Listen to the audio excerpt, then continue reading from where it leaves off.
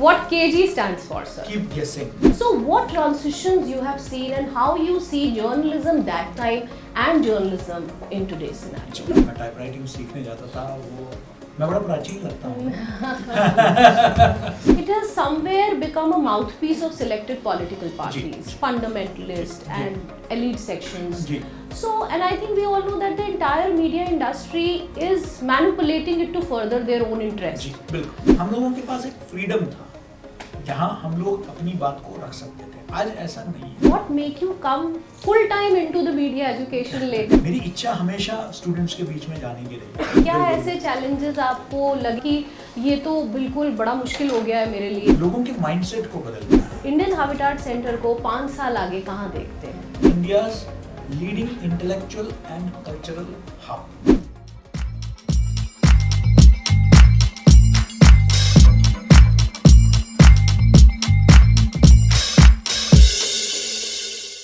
Hello everyone, I am Dr. Parul Mehra, Head DME Media School, and I welcome you all to another episode of DME Primar with Media Stalwarts.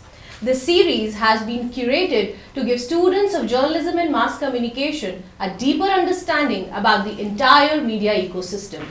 This series has been incepted with a vision to bridge a gap between a budding and a leading media professionals of India. और आज हमारे साथ एक ऐसे ही खास मेहमान मौजूद है जिनकी प्रोफेशनल जर्नी एक्चुअली काफ़ी वर्सेटाइल रही है. From newsroom to classrooms to immensely contributing in building National Media Institutions of India, a senior journalist, a media academician, an institution builder, and above all, a communication strategist. Our guest has handled multiple leadership roles in different media institutions and organizations across India. I am thrilled to welcome Professor Dr. KG Suresh, Director, Indian Habitat Center, formerly Director General at Indian Institute of Mass Communication and Vice Chancellor at Makhanlal Chaturvedi University. Thank you, sir, for joining us today for this podcast at DME Media School in Studio 62. Thank you so much. It's always a pleasure to be at DME. I've been associated with this institution for a long time, and always it's a pleasure to interact both with the faculty We are very happy and to the have students. You. We are very happy to have you, sir, here Thank with you. us. So sir खैर आगे सवालों का सिलसिला तो चलता रहेगा, मगर आपके बारे में जब मैं रिसर्च कर रही थी तो बहुत सारी आपकी कंट्रीब्यूशन और अचीवमेंट्स मुझे पढ़ने को मिली, मगर एक चीज़ बहुत कॉमन रही हर जगह पे, professor doctor KG Suresh. Out of curiosity जब केजी को खोजने की कोशिश करी मैंने तो मुझे कहीं भी केजी की फुल फॉर्म नहीं मिल पाई. So at least I am very curious to know that in professor doctor KG Suresh what KG stands for, sir. Keep guessing. Well, KG stands for Kumar Govind. Oh. So you won't find that anywhere except in my passport. अच्छा. I preferred this kind of, right from my young Yeah, it was age. actually nowhere. So yes, you can't find it anywhere. Even if you ask AI, they won't be able to interact with them. So out of curiosity, I tried to find out at different So I tell platforms people, also. so that enables you to, make it anything. When I go to Kashmir, I say that K stands for Kashmir. When I go to Goa, I say that G stands for Goa. So Very nice. चलिए sir शुरू से शुरू करते हैं. आपकी जो professional journey है, you have started as a journalist. एक पत्रकार के तौर पे आपने अपना जो शुरुआत करी, बट आप पत्रकार होने के साथ साथ you have always been associated in different media institutions also. Yes. आप पढ़ाते रहे, visiting faculty के तौर पे और भी different capacities के तौर पे you've always been associated, with the media institution. So I want to understand कि आपने एक transition देखा है media industry as a whole में, चाहे वो media industry है, चाहे वो media education industry है. So what transitions you have seen and how you see journalism that time and journalism in today's scenario? Now, very good question. When I started off as a journalist, we used to give handwritten copies or typewriter. मुझे अभी भी याद है, मैं typewriting सीखने जाता था. वो आज कोई सोच नहीं सकता टाइपराइटिंग सीखना होता है. तो टाइपराइटिंग के इंस्टीट्यूट्स हुआ करते थे, और अभी भी वो जोर जो उन्होंने दिया, मेरे जो टीचर टाइपराइटिंग इंस्टीट्यूट में बुजुर्ग व्यक्ति थे, वो हमेशा कहते थे क्या वो WER, वो क्यू को क्या वो बोलते थे.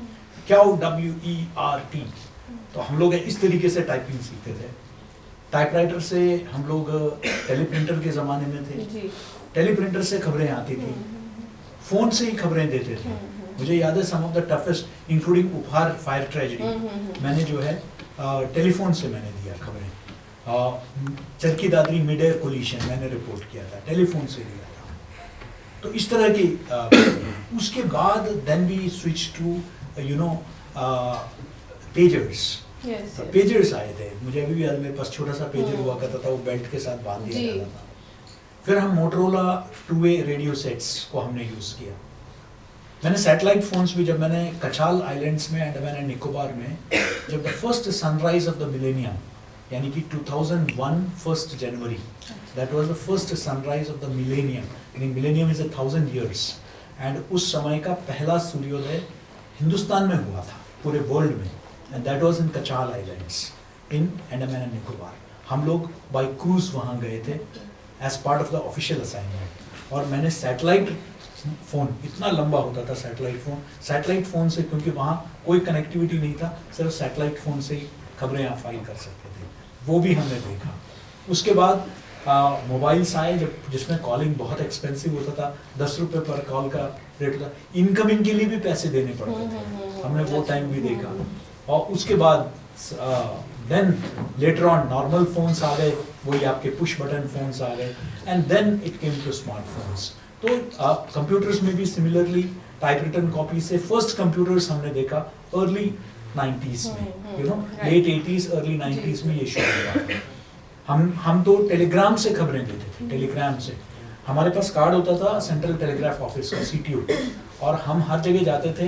मुझे याद है गुना गया था मैं उस वक़्त, इस वक़्त के वर्तमान ज्योतिरादित्य सिंधिया के जो है दादी, यू नो, तो वो महारानी जो है, जो राजमाता विजय राजे सिंधिया, वो चुनाव लड़ती थी गुना से। तो हम लोग उधर जाके जो है वहाँ से खबरें टेलीग्राफ ऑफिस से हम लोग टेलीग्राफ से फाइल किया करते थे। तो उस समय से आज के समय जब सोशल मीडिया का ज़माना हो गया, मैंने वो भी ट्रांजिशन देखा जब प्रिंट, मैंने न्यूज़ एजेंसी में ज़्यादा टाइम बिताया, ब्रेकिंग न्यूज़ हम लोग दिया करते थे। वहाँ से जो है इलेक्ट्रॉनिक मीडिया में जिस तरीके से शिफ्ट हुआ, ये NDTV सिर्फ एक वर्ल्ड दिस वीक एक प्रोग्राम होता था दूरदर्शन में, आज तक एक प्रोग्राम होता था दूरदर्शन में। उस प्रोग्राम से वो इंडिपेंडेंट चैनल बने, सब हमारे आंखों के सामने बने। मैं बड़ा प्राचीन लगता हूँ जी।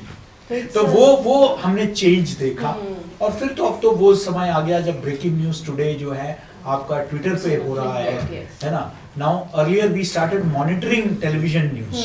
हम लोग टेलीविजन को खबरें देते थे, बाद में हम टेलीविजन को फॉलो करने लग गए। सो ये जो एजेंडा सेटिंग थ्योरी है हमारी कम्युनिकेशन थ्योरीज में, तो पहले प्रिंट मीडिया सेट करती थी, उसके बाद जो है इलेक्ट्रॉनिक मीडिया सेट करने लग गई, और आज जो है हमारा जो न्यूज़ का एजेंडा है वो अब डिजिटल मीडिया सेट करती है। सोशल मीडिया में जो होता है उसी को बाकी लोग फॉलो करते हैं, so they set the agenda. So I think this is that big change I have seen. All these three ranges, you know. Absolutely. So I think this is how the communication has been evolved from basic telegraph to now in a clickbait. Absolutely. अब तो वो सब बंद भी, Telegram तो बंद ही हो गया है। Sir, आपने you have also worked as a chief political correspondent with prestigious Press Trust of India. And you've been also associated with multiple, media organizations like Doordarshan, Asia News Network Services, and many more places. So, covering a political beat particularly, because when you look at today's journalism, it has somewhere become a mouthpiece of selected political parties, fundamentalist and elite sections. So, and I think we all know that the entire media industry is manipulating it to further their own interest. तो आप उस दौर की पत्रकारिता करके आए हैं, और आज जो बच्चे देख रहे हैं जर्नलिज्म और मास कम्युनिकेशन के, उनके लिए जर्नलिज्म, क्योंकि वो उस दौर को जानते नहीं हैं, तो वो सोचते हैं शायद जर्नलिज्म ऐसे ही होता है। हाँ। तो आप ये थोड़ा बच्चों को बता पाएंगे कि वो जर्नलिज्म क्या था और आज की पत्रकारिता में कितना फर्क आ गया है, और किस तरह का फर्क आ गया है देखिए, पत्रकारिता के जो मूलभूत सिद्धांत है, the fundamentals of the journalism has not changed. What has changed is one is technology and second certainly देखिए जिस तरीके से स्टोरी राइटिंग होता था जी. वो बदल गया है. इसमें कहीं कोई दो राय नहीं कि हम लोगों के समय में न्यूज़ और व्यूज़ को जो है हम लोग अलग रखते थे. हम लोगों का जो फंडामेंटल प्रिंसिपल था that your electoral preferences should not dictate how you right your story. You know, I and you, we are all intellectuals, independent citizens. We all have our own, political, ideological preferences. Fine. And a journalist also has its own preferences. उसको economic policy के बारे में, उसको कश्मीर के बारे में, उसको भारत के बारे में उसकी अपनी एक अवधारणा है. फाइन. लेकिन it should not reflect in your coverage और in your reportage. That used to be the. लेकिन आज ऐसा नहीं है. हमारे अपने पर्सनल प्रेजुडिसेस एंड बायसेस. और दूसरा एक बड़ा फंडामेंटल शिफ्ट आया है कि जो इंडस्ट्रीज अब कॉर्पोरेट्स अब मीडिया को ओन कर रहे हैं. तो कॉर्पोरेट्स का अपना एक एजेंडा होता है किसी गवर्नमेंट के पक्ष में या किसी गवर्नमेंट के अगेंस्ट में. तो वो उस एजेंडे को लेकर ही वही जर्नलिस्ट उसको आगे बढ़ाते हैं. वो अपना, हम लोगों के पास एक फ्रीडम था जहां हम लोग अपनी बात को रख सकते थे. आज ऐसा नहीं है. Sorry for interrupting sir, can we call it as an economic pressure maybe? Economic pressure देखिए, मुझे तो नहीं लगता है कि कोई बिग मीडिया हाउस के पास कोई इस टाइप, जो बिग कॉर्पोरेट हाउस के पास कोई प्रेशर है उसके ऊपर इकोनॉमिक प्रेशर है. लेकिन maybe they want to please the powers that be, whether at the state government level or the central government level. So journalists alone cannot be blamed for that. But today what has happened is that today, technology has enabled you, जो हमारे पास ये preference था नहीं, prerogative, कि आज अगर कोई और नहीं सुन रहा है तो आप अपना प्लेटफॉर्म शुरू कर सकते हैं. और बहुत सारे जर्नलिस्ट ने इंडिपेंडेंट जर्नलिज्म शुरू कर दिया है. और and they are lucrative also, and you reach a larger number of people. देखिए, मैं तो कोई सेलिब्रिटी नहीं हूँ, मतलब कम से कम मैं नहीं मानता हूँ. मीडिया एजुकेशन में लोग रिस्पेक्ट देते हैं, but I am not that kind of. आजकल जो सेलिब्रिटीज का ट्रेंड हुआ है, लेकिन मैं अपने आप ही एक दिन कैलकुलेट कर रहा था कि मेरे सारे सोशल मीडिया आउटरीच 50,000 से ऊपर जाती है, जो एक मीडियम लेवल न्यूज़पेपर के बराबर है. And I'm sure the same is the case with youngsters. मैंने देखा है much youngsters, उनके इतने followers होते हैं, तो वो अपने मैसेज को 10,000 लोगों तक आराम से पहुंचा सकते हैं, जो एक छोटा न्यूज़पेपर भी 5,000 कॉपी बिकती होगी, है ना. तो मैं समझता हूँ कि आज हम सब इंडिपेंडेंट कम्युनिकेटर्स हैं, हम अपनी बात को रख सकते हैं. ये मेरा ये मानना है. तो ये बड़ा एक चेंज आया है, एक डेमोक्रेटाइजेशन हुआ है. ये बहुत बड़ा एक परिवर्तन आया है. लेकिन हाँ, मैंने जैसे कहा कि जर्नलिज्म थोड़ा सा अलग था, लेकिन फंडामेंटल्स रिमेन द सेम. लेकिन कुछ लोग आज भी उस जर्नलिज्म को परस्यू कर रहे हैं. मैं पिछले कई सालों से, देश का सबसे प्रेस्टिजियस अवार्ड है रामनाथ गोयनका अवार्ड जर्नलिज्म में, प्राइवेट सेक्टर में, मतलब गवर्नमेंट में गणेश शंकर विद्यार्थी अवार्ड है जो मुझे मिल चुका है, लेकिन प्राइवेट में रामनाथ गोयनका अवार्ड है. रामनाथ गोयनका अवार्ड के मैं पिछले कई सालों से जूरी का मेंबर हूँ. और इसी तरह लाडली मीडिया अवार्ड्स है, Indian institute of mass communication का एलुमनी एसोसिएशन का अवार्ड्स भी अब सारे मीडिया के लिए खुल गया है, मैं उनके जूरी में भी हूँ. मैं ये सब इसलिए बता रहा हूँ क्योंकि हम जो एंट्रीज देखते हैं उसमें जर्नलिज्म आज भी जिंदा है. तो ये कहना कि जर्नलिज्म खत्म हो चुकी है, मैं कम से कम इसे मानता नहीं. आप बहाना ढूंढ रहे हैं नहीं जर्नलिज्म करने का, तो बात अलग है. लेकिन आज भी ग्राउंड लेवल रिपोर्टिंग हो रही है, आज भी करप्शन को, चीजों को एक्सपोज किया जा रहा है. देखिए, अब आप ये माने कि मेरा फ्रीडम का मतलब सिर्फ पॉलिटिकल डिस्पेंसेशन को गाली देने का फ्रीडम है, मैं नहीं मानता कि वो जर्नलिज्म है, वो भी एजेंडा ही है. लेकिन अगर आप ये कहेंगे कि मुझे जो कमियां हैं सिस्टम में उसको मुझे उजागर करना है, मेरा उद्देश्य किसी सरकार को गिराना नहीं है, वो जर्नलिस्ट का पर्पस भी नहीं होना चाहिए. वो एक लोकतंत्र में जनता तय करेगी कि सरकार किसको बनाना है किसको नहीं. ये मीडिया का काम नहीं है. ये मीडिया का काम है कि जनता की समस्याओं को सत्ता तक पहुंचाना.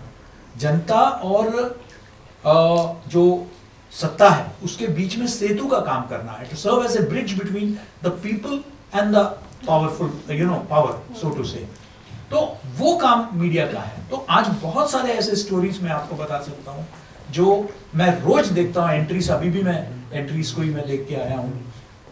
They are absolutely great stories are being done today. Developmental issues पे बहुत सारे बहुत स्टोरीज आ होती रहे है। हैं, इन्वेस्टिगेटिव स्टोरीज भी आ रहे जी, हैं, जी। लेकिन हाँ मेन स्ट्रीम मीडिया में थोड़ा नैरेटिव, खासकर इलेक्ट्रॉनिक मीडिया में एक क्षरण जी। या एक डिक्लाइन हुआ है, जहां हम बहुत ही सुपरफिशियल इश्यूज को लेकर हम बहुत बात का बतंगड़ बनाते हैं. और अनफॉर्चुनेटली सोशल मीडिया में भी इसी तरह की बात हो रही है, जो कोई बड़ा इश्यू नहीं है. फॉर एग्जाम्पल अभी ये जो ठाकुर वाला जो मामला चल पड़ा है, एक HDFC एम्प्लॉई का जो है, उन्होंने जो विषय को लेकर लिया है, मुझे नहीं लगता है कि नेशनली इतना इंपॉर्टेंस उस विषय को मिलना चाहिए. It's an argument between two employees in A bank.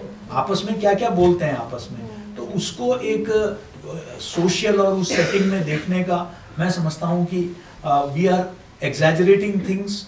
So we it shows how superficial these issues are. Absolutely, yes, sir. तो फिर से उसी पे आऊँगी sir. From news room to class rooms and of course building so many prominent media institution of our country. I'm very keen to understand that what make you come full time into the media education later, because you've been hardcore journalist and been associated with the mainstream journalism and media. So then you've shifted completely into the media education, sir. देखिए, I came into media around 1988, active media. मैंने उससे पहले भी job किया है, लेकिन मैं media में नहीं था. लेकिन मेरी हमेशा इच्छा थी कि मैं मीडिया में आऊँ. 88 से मैंने काम शुरू किया, लेकिन मैंने अपने आप को, मुझे लगा कि मुझे पहले सीखना है. मेरी इच्छा हमेशा स्टूडेंट्स के बीच में जाने की रही. मैं इंग्लिश लिटरेचर का स्टूडेंट रहा हूँ, तो मैं इंग्लिश के कोर्सेज कराता था पार्ट टाइम में, लेकिन मैं मीडिया नहीं पढ़ाता था, क्योंकि मुझे लगता था कि इंग्लिश तो मुझे मालूम है, लेकिन मीडिया मुझे समझने की जरूरत है, जब तक एक फेयर लेवल ऑफ सीनियरिटी नहीं हो जाती. It was in 98 that for the first time I started teaching, and part time teaching में शुरू हुआ. और मुझे याद है, यहाँ दिल्ली के अंबेडकर कॉलेज में शुरू हुआ, तभी वो पहली बार वो मीडिया के कोर्सेज शुरू किए. अंबेडकर कॉलेज से मैंने शुरू किया, और फिर मुझे Indian institute of mass communication में एज ए विजिटिंग फैकल्टी बुलाने लगे. मैं वहाँ जाने लगा, और उसके बाद माखनलाल चतुर्वेदी का एक कैंपस नोएडा में होता था, उसमें जाने लगा. फिर जानकी देवी कॉलेज में जाने लगा. इस तरीके से मैंने देखने लगा कि मैं मीडिया का अपना जो मेरा काम है वो करने के बाद मैं मौका ढूंढता था कि मैं कौन से कॉलेज में मैं जा सकता हूँ और पढ़ा सकता हूँ. और धीरे धीरे मैंने देखा कि मेरे क्लासेस इतने लोकप्रिय थे, इतने पॉपुलर थे कि IIMC में ये कहा जाता था कि अगर स्टूडेंट्स का फुल अटेंडेंस देखना है तो केजी सर के क्लास में चले जाओ. तो केजी सर के क्लास में पहुंच जाओ तो सारे बच्चे होंगे. उसका एक ही कारण था कि मैं इंडस्ट्री से था, और उनको थ्योरी से हटके प्रैक्टिकल बातें मैं उनके साथ शेयर करता था, जो उनको बहुत इंटरेस्टिंग लगता था. उनको लगता था कि अल्टीमेटली तो हमको इंडस्ट्री में जाना है. और मैं कहानियां, मेरे में और बाकी टीचर्स में, जो इंडस्ट्री के टीचर्स में एक बेसिक डिफरेंस था, वो था कि लोग वहां जाके अपनी कहानियां सुनाते थे. इंडस्ट्री के लोग जब जाते हैं तो वो अपने जो है, मैं कितना बड़ा तीसमार खान था, मैंने ये किया था, मैंने वो किया था. मैं ये नहीं कह रहा कि मैं सुनाता नहीं था, एग्जाम्पल तो आपको देना ही पड़ेगा, लेकिन मैं अपना टेक्स्ट बुक्स पढ़ता था, मैं तैयारी करता था, उसके बाद मैं क्लासरूम में जाता था, ताकि मैं जो पढ़ा रहा हूँ उनको एग्जाम में भी काम आए.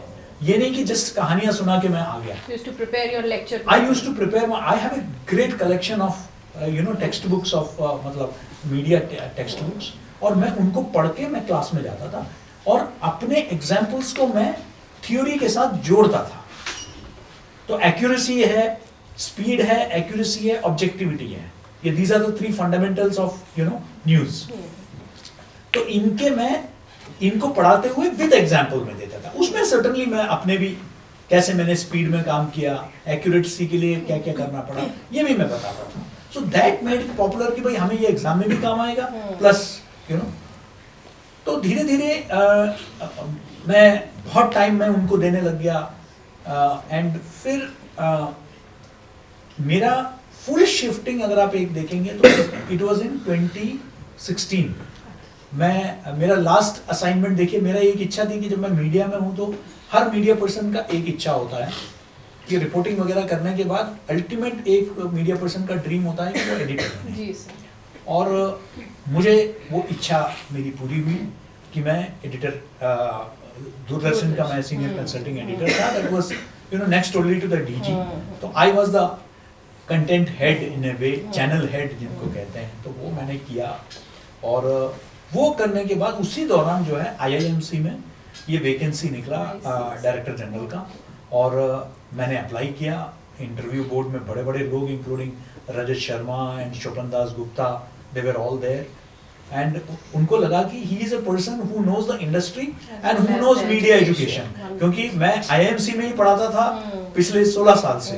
तो मैंने वो सारे किस्से मैंने उनको सुनाए, उन्होंने पूछा क्या आपका विजन है, मैंने वो बताया। So obviously I had an upper as and I got that. तो उस तरह से फुल टाइम मैंने स्विच किया, एंड उसके बाद मैंने कभी पलट के देखा नहीं।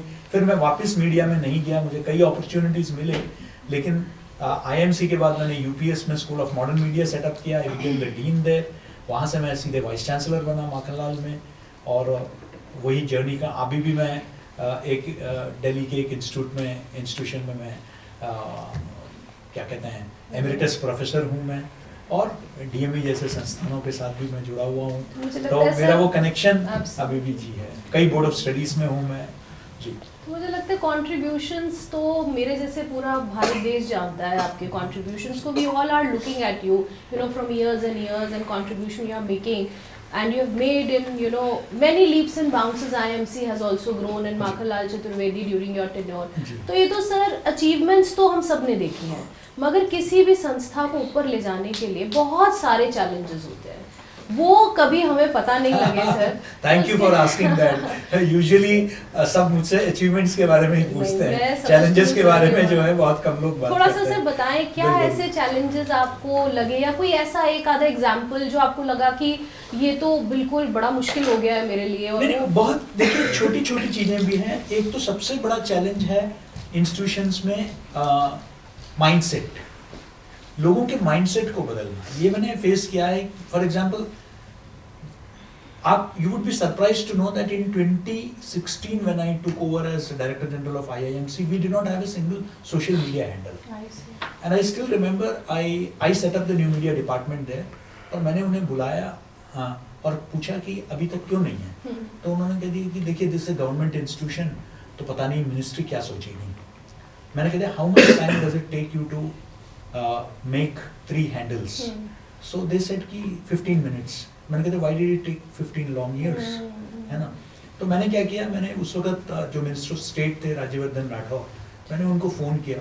मैंने कह दिया कि आपको एक फंक्शन में आना है, और फंक्शन में आए, और मैंने कह दिया आप तैयार करो सारे हैंडल्स का, और हम वहाँ रख के उसको इनॉग्रेट करेंगे।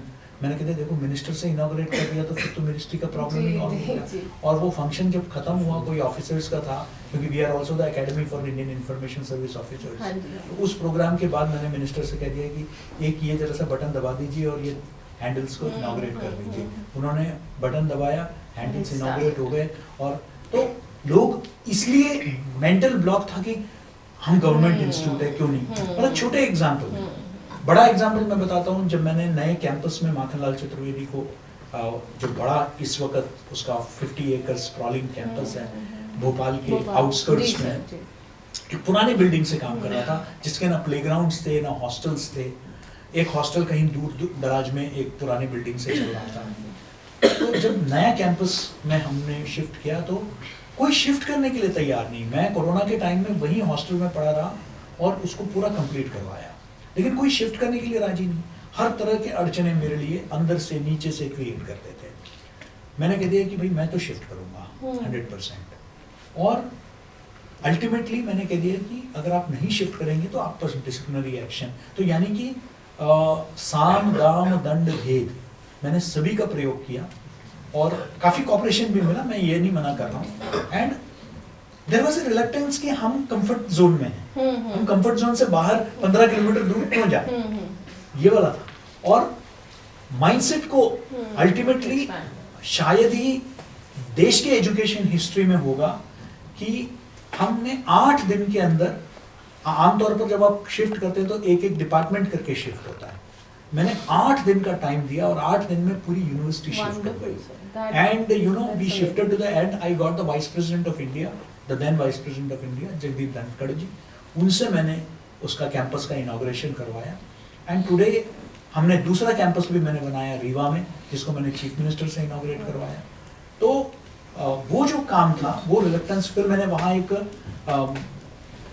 माखनपुरम, एक रेजिडेंशियल लोकेलिटी 100 हाउसेस का, वो मैंने इनॉग्रेट करवाया. सबसे पहले मैंने शिफ्ट किया क्योंकि वहाँ बेसिक फैसिलिटीज भी नहीं थी. तो you have to lead from the front. तो ऐसे मैं आपको 50 और गिनवा सकता हूँ, लेकिन सबसे बड़ा कोई भी इंस्टीट्यूशनल चेंज में या किसी भी परिवर्तन में, सोशल चेंज में, सबसे बड़ा ऑब्स्टेकल है माइंडसेट. और मैं ये स्वच्छ भारत का एक एग्जांपल देता हूँ अक्सर. आपको पता है कि यूपी में, बिहार में कई जगह गवर्नमेंट ने टॉयलेट्स बनाए, लेकिन लोगों ने टॉयलेट्स को स्टोर रूम में कन्वर्ट किया और ओपन डेफिकेशन करते रहे. क्यों? क्योंकि माइंडसेट था कि बाहर जाके करना है शौच. जब तक आप उस पर काम नहीं करोगे तो सबसे बड़ा ऑब्स्टेकल, और वही माइंडसेट अगर एक बार प्रोएक्टिव हो गया तो आप देखेंगे कि अच्छे अच्छे शहर क्लीन हो जाते हैं. स्वच्छ भारत सही मायने में, कई शहर, इंदौर जैसे शहर है जो इतना खूबसूरत हो गया है. तो मैं मानता हूँ कि it's all about mindset. Mindset को अगर आपने चेंज किया तो सोशल चेंज, नेशनल, सब कुछ possible. But your will has made lot of changes sir in the entire media education system. The transition you are telling about the Makhanlal Chaturvedi is commendable, and huge round of applause to you for that.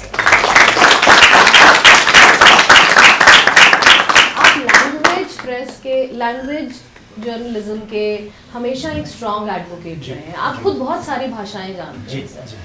बच्चे जो आज के दौर के हैं, specially students who are from the learning journalism and mass communication, they are only focusing on 2 languages, either Hindi और English. शायद वो किसी और भाषा को अपना करियर ऑप्शन चुन ही नहीं रहे सर. तो जबकि मुझे ऐसा लगता है कि रीजनल लैंग्वेज की पकड़ होना भी बहुत जरूरी है, और ये आपका एक सेकंड करियर ऑप्शन भी बन सकता है.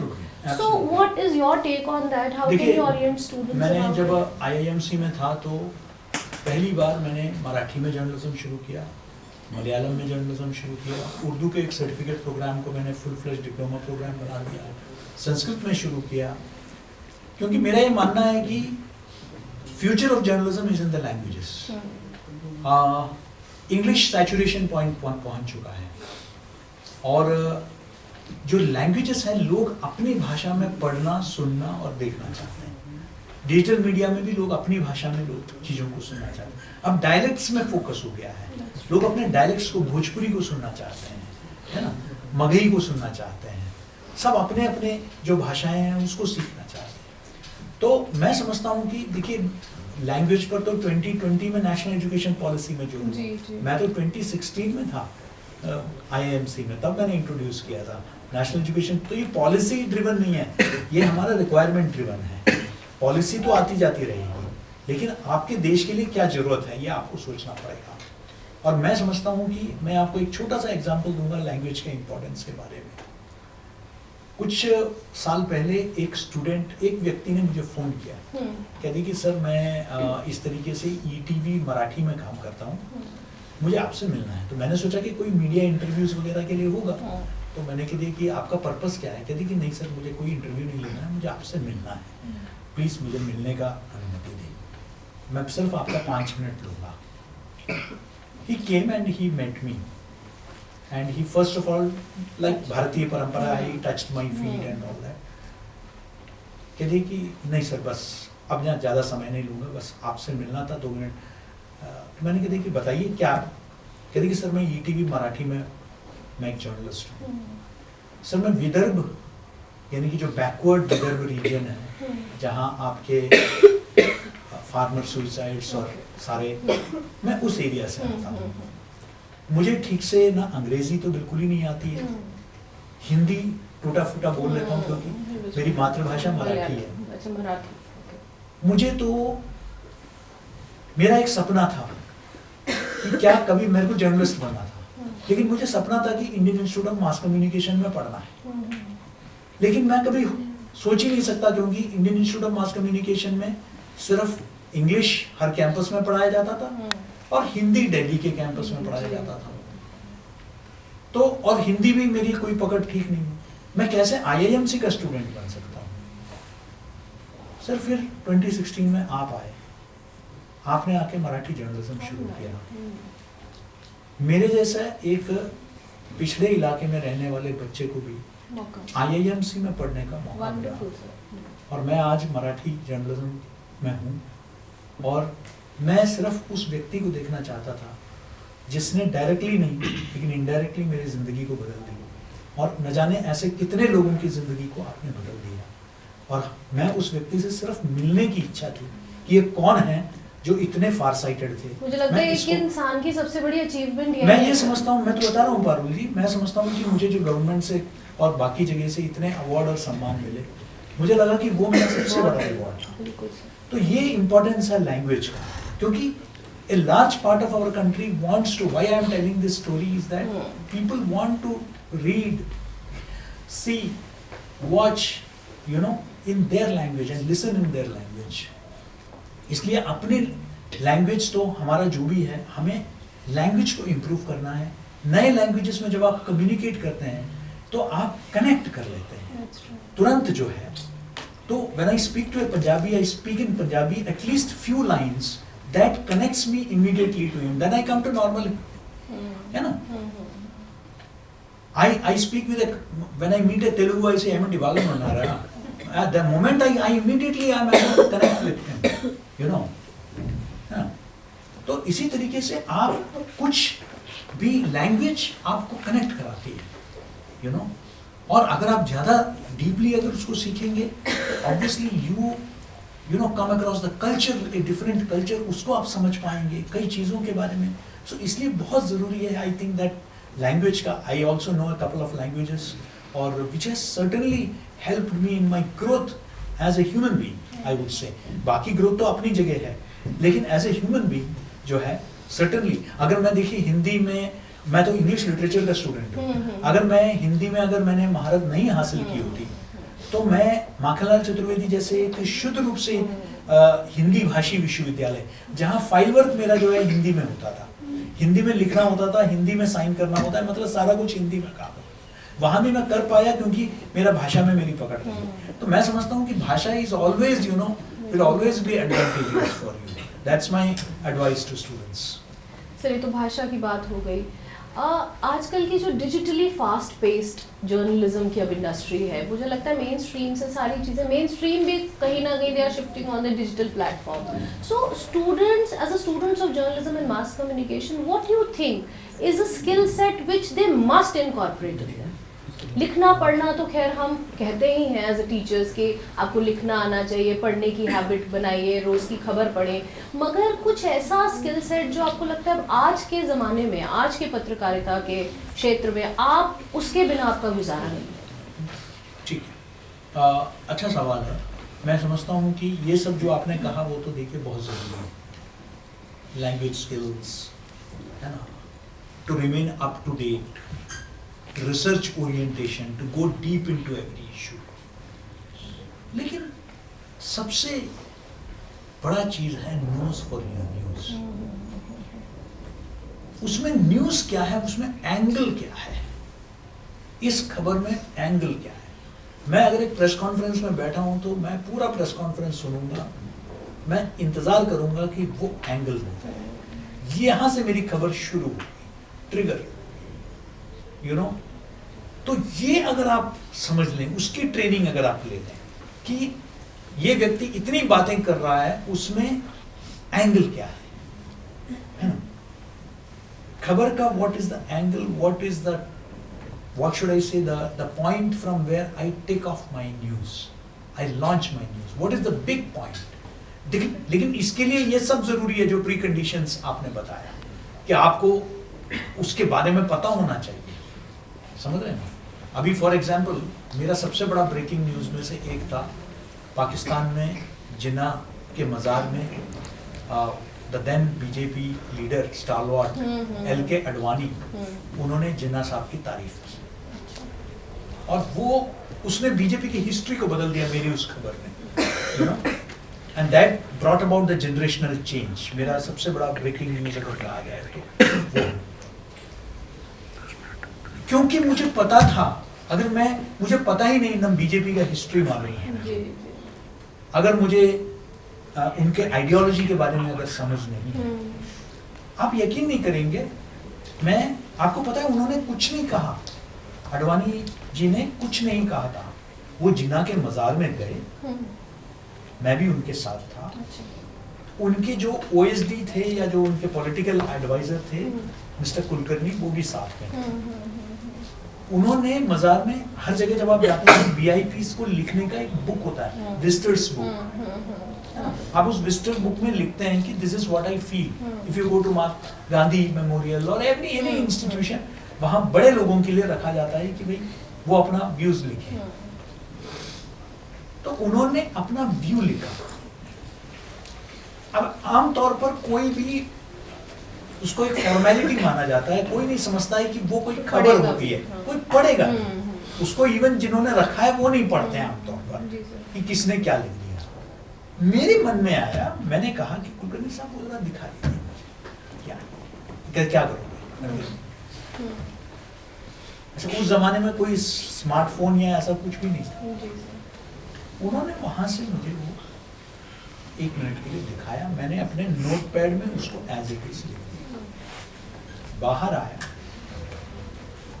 उन्होंने खबर लगाई, आग लग गई पूरे हिंदुस्तान इन द सेंस कि immediately the then late Sushma Swaraj ji held a press conference saying that we totally disagree with, Mr. Advani had indirectly said that Mr. Jinnah was secular. Now this cannot be accepted in a country like India where we hold him responsible for the partition of this country. क्योंकि to nation theory उन्हीं का था, उन्होंने ही जो है the call for वो सारा दिया था उन्होंने। तो ऐसे में उस व्यक्ति द्वारा ये कहना, उनके लिए ये कहना, और एक ऐसी पार्टी जो अखंड भारत की बात करती है, जो पार्टी जो है तो उनके द्वारा कहना तो है तो बड़ी खबर।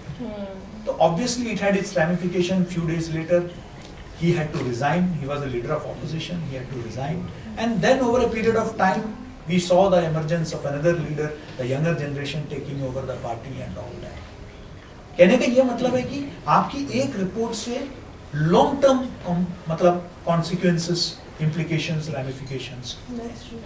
तो अगर आप अलर्ट नहीं हो किसी भी खबर में कि इसमें न्यूज एंगल क्या है, तो वो पकड़ने का nose for news, that is the most important quality a journalist should have कि ये रहा न्यूज तो ये है। बाकी कुछ भी वो कहते रहे, एक आदमी, मैं अभी 1 घंटे आपके बीच में रहूंगा, उसमें सबसे बड़ा न्यूज पॉइंट क्या है, ये आपके अंदर एबिलिटी होना चाहिए कि आप ब्रेक करेंगे तो वो आपकी खबर है। सर, आप आजकल डायरेक्टर हैं इंडियन हैबिटेट सेंटर के, और Indian habitat centre is a place of culture, it's a place of public dialogue, it's a place of so many things. So I want to understand, अब आप Indian habitat centre को 5 साल आगे कहाँ देखते हैं?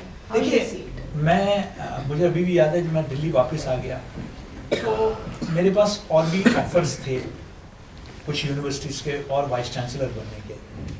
मैंने जीवन में हमेशा हर चीज़ कुछ नया करने का मेरा हमेशा, मैंने कहते वीसी तो मैं रह चुका हूँ। कई लोग होते हैं एक जगह वीसी बन जाते हैं, फिर कहीं और वीसी बन जाते हैं, फिर कहीं तीसरी जगह। मैंने कहते नहीं, वीसी तो देखो, अगर मैं 3 साल बाद 5 साल बाद भी निकलूंगा तब भी मुझे फॉर्मर वीसी कहेंगे, अभी भी मैं फॉर्मर वीसी हूँ। तो it really does not matter how many times you have been vice chancellor, काम तो वही है सारा कुछ, मुझे कुछ नया करना है। मैंने कहते अब मैं दिल्ली नहीं छोड़ूंगा, मैं देहरादून काम कर चुका हूँ, भोपाल काम कर चुका हूँ, अब मुझे दिल्ली में ही रहना। और जब मैं हैबिटेट में आया तो मुझे habitat, obviously there was an interaction before my appointment. हम लोगों के लेवल पर इंटरेक्शन ही होता है, इंटरव्यू नहीं होता है, तो इंटरेक्शन होता है over a cup of T. तो मुझसे पूछा गया कि आप हैबिटेट का क्या है, आपका विजन क्या है। मैंने कहा कि हैबिटेट आज उस, हम लोग बचपन में पढ़े थे 7 ब्लाइंड मैन ऑफ हिंदुस्तान, जिसमें एक हाथी खड़ा होता है और ये 7 लोग ये जो आंख से देख नहीं सकते हैं, वो लोग उस हाथी को आइडेंटिफाई करने की कोशिश करते हैं। कोई उसके पूंछ पकड़ के कहता है कि ये तो रस्सी है, तो कोई उसके टांग को जो है पकड़ के कहता है ये तो पिल्लर है, तो कोई पिल्लर किसी के लिए रस्सी। तो मैंने कहा हैबिटेट मतलब जो लोग खाना पसंद करते हैं वो कहते हैं कि यार हैबिटेट है सम ऑफ द बेस्ट है ना, वो कहते हैं। कुछ लोग कहते हैं कि यार हैबिटेट के कल्चरल प्रोग्राम्स तो कमाल के हैं। कुछ लोगों के लिए हैबिटेट की library one of the best libraries है। कुछ लोगों के लिए हैबिटेट एक ऑफिस कॉम्प्लेक्स है where 36 इंस्टीट्यूशंस आर प्लेस्ड। कुछ लोगों के लिए हैबिटेट एग्जीबिशन का एक सेंटर है जहाँ एग्जीबिशंस देखने के लिए लोग आते हैं। कुछ लोग कहते हैं habitat is a cool place, that's it. कुछ लोग कहते हैं कि यहाँ तो शादियाँ होती है, रिसेप्शंस होते हैं, है ना, बैंक्वेट्स होते हैं। लेकिन हैबिटेट क्या है? मैंने कहते हैं मैं इस आइडेंटिटी को देना चाहता हूँ as India's leading intellectual and cultural hub.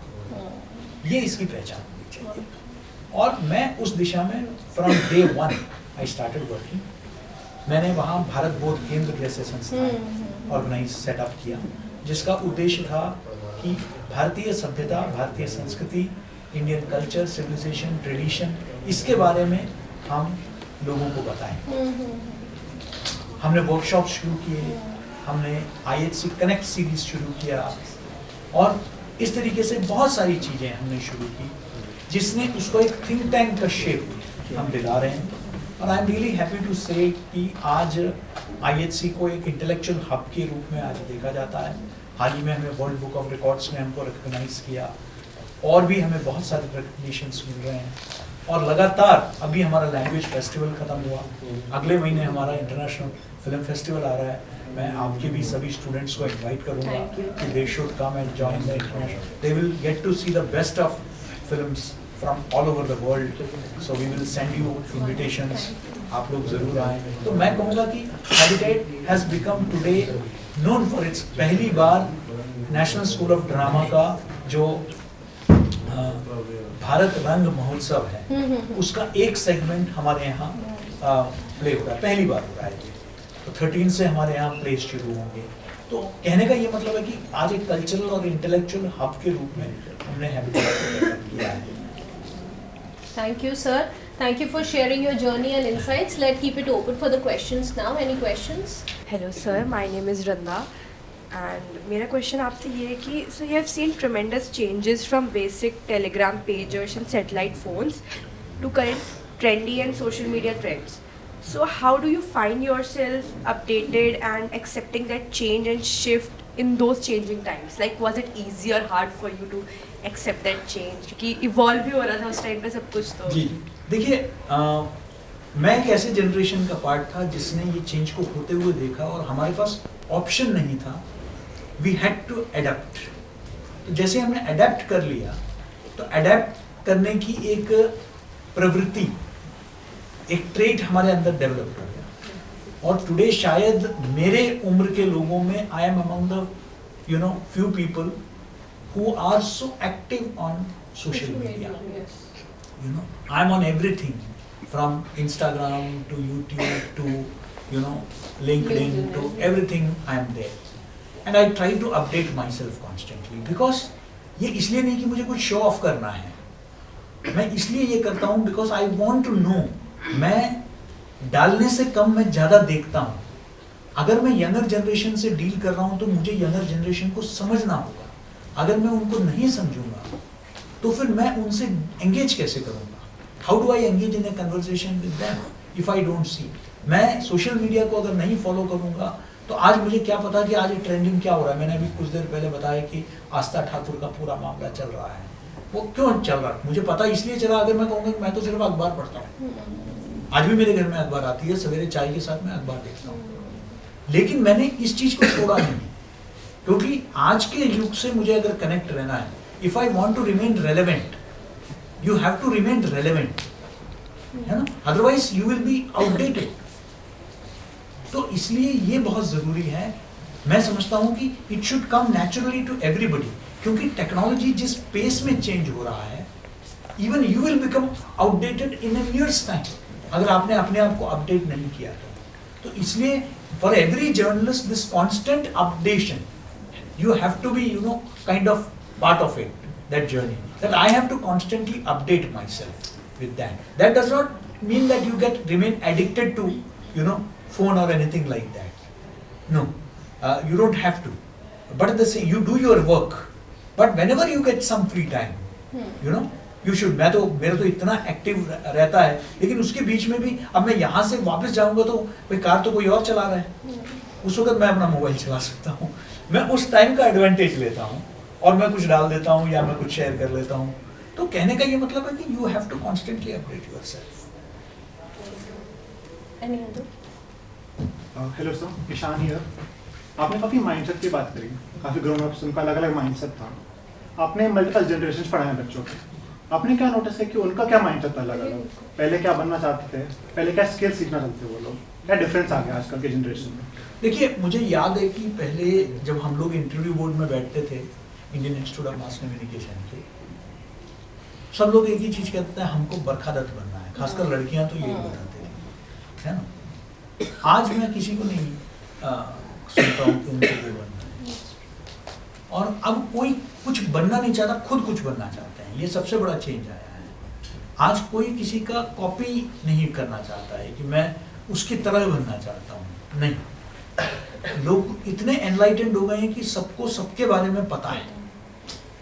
कोई किसी के लिए, पहले क्या होता था, ब्लाइंड मॉडल्स होते थे. तो हाँ, ये है हमारे रोल मॉडल. आज people have become very very, जिसको कहते हैं कि particular about going even into the antecedents of the people, तो कोई वो किसी को रोल मॉडल वो नहीं मानते हैं, खुद रोल मॉडल बनना चाहते हैं. ये बहुत बड़ा एक चेंज मैंने यंगर जनरेशन में देखा है. लेकिन मैं ऑनेस्टली बता रहा हूँ, यंगर जनरेशन के अंदर थोड़ा सा जो मैं कमी देखता हूँ, ड्रीम्स उनके बहुत हैं, एम्बिशियस वो बहुत हैं, and I admire that, but they are not willing to put that hard work जो हम लोगों ने अपने टाइम पर किया था. और यहाँ the extra mile that you walk, the extra hour that you work, that's going to make the difference. अभी बच्चे इंडस्ट्री में आए नहीं, उससे पहले वो वर्क लाइफ बैलेंस की बात करने लगते हैं. ऐसे सोचकर you can not make it big. You can stay afloat, but you cannot make it big. If you want to make it big, then you need to walk that extra mile, you need to put in that extra hour. मैं घड़ी देखकर अगर अपने profession को मान रहा हूँ तो आपके ग्रोथ के अपने एक लिमिटेशन है. मैंने यंग एज में घड़ी पहनना मैंने छोड़ दिया था और आज भी मैं घड़ी नहीं पहनता, क्योंकि अगर मैं इस प्रोग्राम के लिए आया हूँ तो मैं घड़ी नहीं देखूंगा. अब इस प्रोग्राम को सक्सेसफुल बनाना है मुझे, फिर मैं घड़ी की तरफ नहीं देखूंगा. सोच समझ के आया हूं कि मुझे आना है इस प्रोग्राम में, तो मेरे लिए फिर ये प्रोग्राम है, उसके बाद कोई और प्रोग्राम. ये प्रोग्राम हो गया, फिर मैं वेस्ट नहीं करूंगा अपने टाइम को. लेकिन अभी इस प्रोग्राम में देख रहा हूं तो I don't care what time it is, I just don't care. You need to have that attitude that if you are into a work, then 5:30, 6, these are all immaterial. So that kind of a passion, no, you cannot succeed in life without passion. Passion you have to have. आज भी मैंने अपने अंदर कुछ जिंदा रखा है, तो वो passion है for everything that I do. I'm passionate about it. तो वो आपके अंदर होना चाहिए कि जो भी मैं करूं, ये मैं जानता हूं. कई लोग कहते हैं कि मतलब अरे ये तो मैं करना ही नहीं चाहता था. एक पुरानी कहावत है that if you don't like what you get, if you don't get what you like, start liking what you get. तो इसलिए ये लाइफ का एक फिलॉसफी है, जो चीज कर रहे हो उसको पूरे परफेक्शन के साथ करो और पूरे पैशन के साथ करो.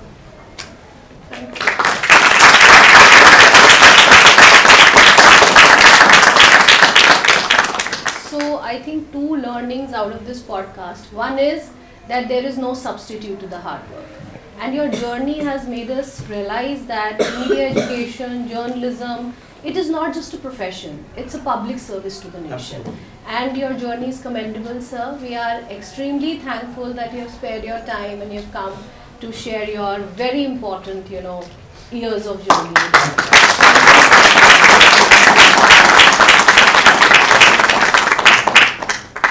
behalf of Delhi Metropolitan Education, I would like to thank Professor K.G. Suresh for joining us today at DME Media School for DME Primark with Media Stalwarts. Thank you. अगले episode के लिए stay tuned with DME Primark with Media Stalwarts. Thank you.